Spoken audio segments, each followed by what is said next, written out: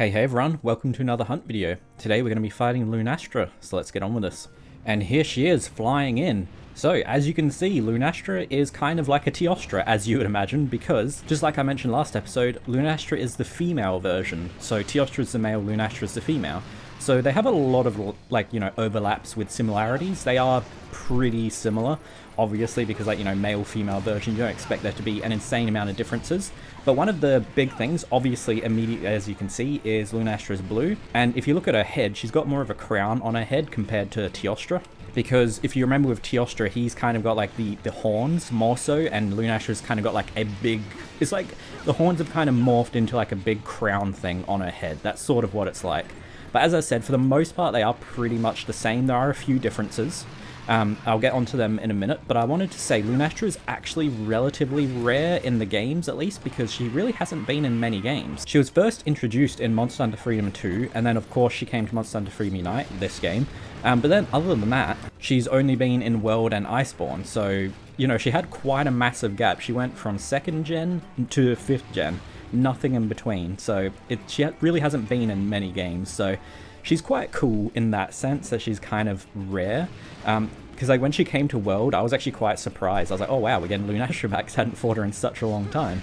Now, something that's really, really interesting, I mean, cool, maybe, I don't know, but Lunastra in Monster Hunter Freedom 2, I believe, and Freedom Unite, I know for fact Freedom Unite, I'm just not 100% sure on Freedom 2 because I haven't played all the way through it, but she only appears in village quests. So if you're wanting to hunt her with friends, well, pretty much too bad, you can't. You have to fight her as a village, in village, which, as you know, village is solo only. And as you would have seen with me standing right next to her there, she does the fire chip damage as well, which the same thing with Teostra, is poison her, knock her over, and that will temporarily stop it. One of the differences with Lunastra is if you saw her run before, she kind of like shakes her head a little bit and then runs.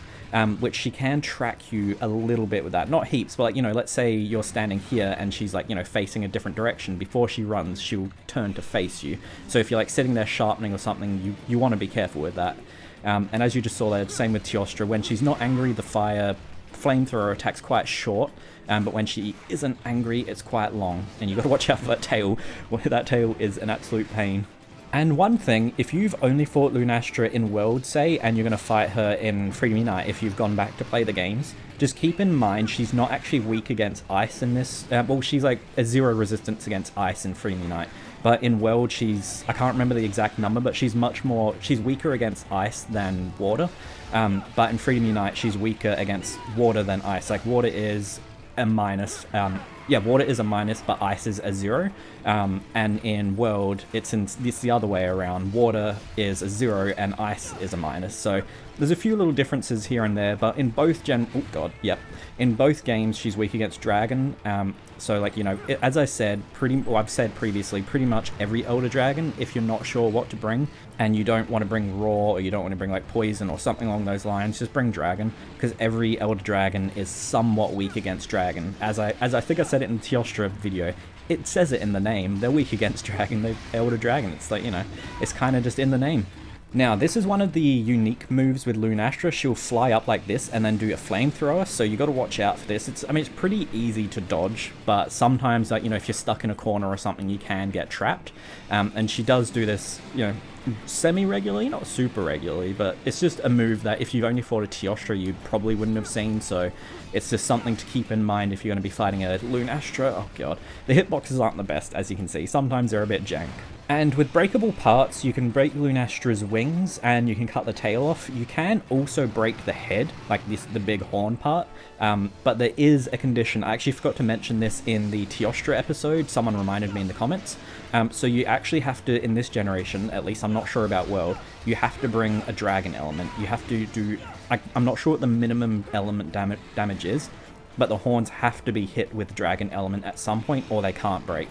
It's the same with Teostra. As I said, I forgot to mention it. You have to do Dragon Element or they can't break. That's one of the conditions. It's a weird condition, but it is a condition for it. So if you're looking for that part or something, you need to bring some Dragon Element so you can actually break it. As you've probably been now seeing this fight, if you're going to be fighting Lunastra, oh god, and you're trying to look for an area to hit, the head is, high risk but high reward.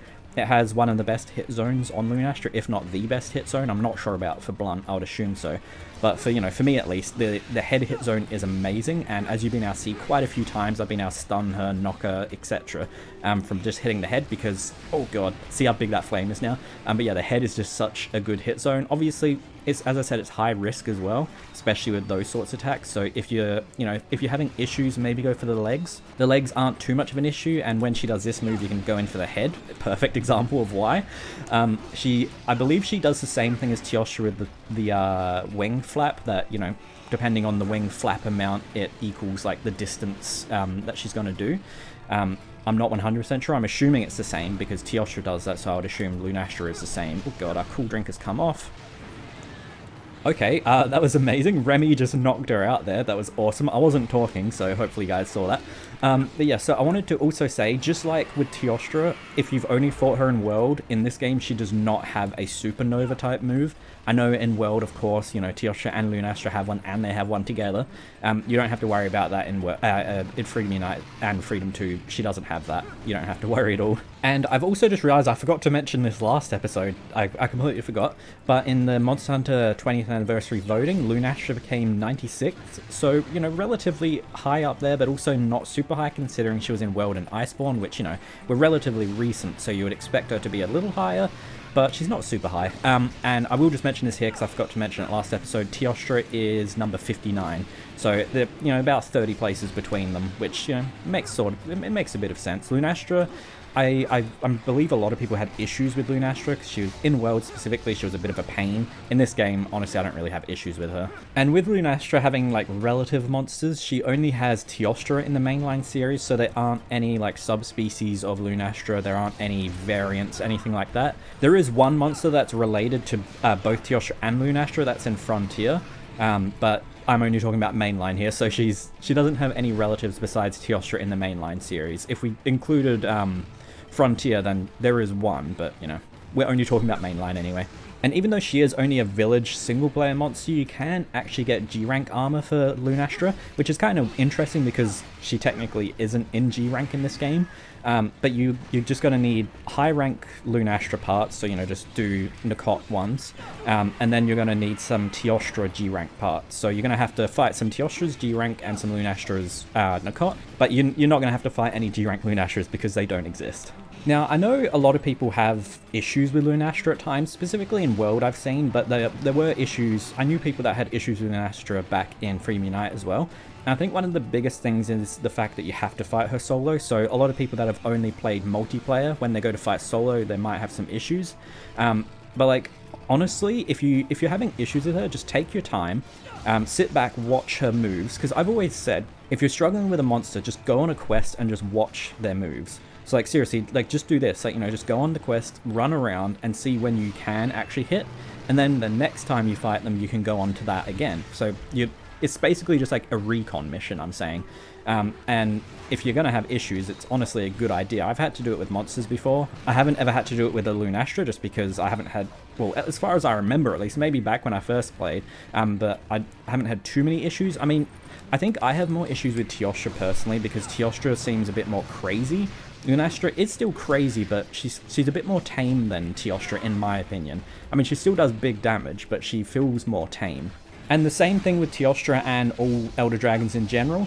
You don't have to fully hunt her in one quest. Once the time gets down to 25 minutes, if you have hit the damage threshold, if you've done enough damage, it will say the Elder Dragon has fled, which means you can then challenge it again and it will have a reduced health. It won't have the full health pool. So if you're also struggling, just try and get as much damage in, get down to that 25 minutes, get her to flee, and then you can fight her again in another quest, and that will be all good. She's honestly not too bad once you learn her moves, and if you fought a Teostra, you pretty much know Lunastra, in this game at least, because they share like 90% of the same moves. They're pretty much the exact same thing, just like really with a few small differences, a few different moves, that's about it. Nothing too major. I would actually love to see Lunastra back in the games again, because obviously she was in World and Iceborne, but you know, we're in the 6th generation now, so it would be nice to see her, hopefully one day when they add Teostra into the 6th gen, assuming they do, either sometime in Wilds or Wilds DLC or whatever game comes after that. But I would like to see her again, because I actually enjoyed her quite a bit in World. I actually, you know, most people didn't like it, but I actually really liked the Supernova. I thought it was a cool mechanic, and honestly, I kind of wish they had it in this game. Because when you go back from World to fighting Lunastra in this game, she is pretty basic, and there's really not that much to her in this game. Like, pretty much, as you can see, what I do in this game is you just spam the head pretty much the whole time, and then she's honestly pretty easy. I mean, obviously, you got to have a good weapon. You can't just spam the head if you've got a bad weapon, then you might not be able to do it. But if you've got a good weapon, spamming the head will knock her over like crazy. Lunastra's really enjoying flying right now. she flies a lot more than Teostra, as you can see. Oh my god, I think Remy did the finishing hit. Wow, awesome. Well done, Remy. Well, there you go. That just shows it's not too bad. We had just over 2 minutes left until she was going to be repelled. And there we go, guys. So I hope you guys enjoyed this video, and if you did, don't forget to like and subscribe. And if you'd like to join the channel as a member, you can. I'll show up on screen now the members we have. Thank you all very much. And yeah, so next episode I'm going to continue doing the elders, so you know, Kushala, Chameleos, all those sorts of monsters, and then after that I guess we'll see what happens. But yeah, I'll see you guys in the next episode. See you then. Bye.